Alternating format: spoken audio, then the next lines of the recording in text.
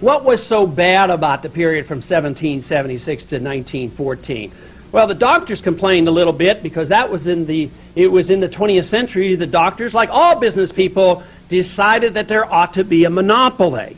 That if you wanted a little bit of codeine in your cough medicine, it would be much better if you come to me so I can charge you $25 for a prescription, and then you can decide whether or not you need codeine in your cough syrup because, of course, that's good for business, good for the doctor. So this is what happened. Before the 20th century, there was none of that. And it was the medical profession as well as many other groups that agitated for the laws. And there's a pretty good case made that this same concept was built in with racism as well. We do know that opium was used by the Chinese, and the Chinese were not welcomed in this country. We do know that the blacks at times use heroin, opium, and the laws have been used against them. There has been times that it's been recognized that the Latin Americans used marijuana and the laws have been written against them. But lo and behold, the drug that inebriates most of the members of Congress has not been touched because they're over there drinking alcohol.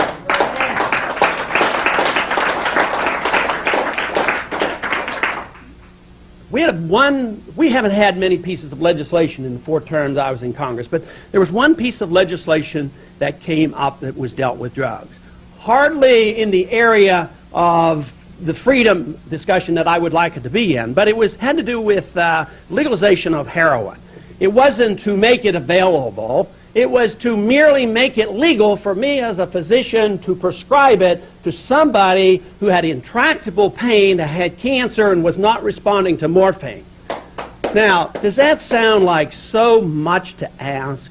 And yet, that vote came up, and there was about 20% of the members of Congress that were willing to vote to allow the physician to give the heroin to a dying cancer patient. And their explanation to me was, well, I don't think I could explain it back home. It might be that I won't get easily reelected if it looks like I'm soft on drugs, as he went off to his next cocktail party.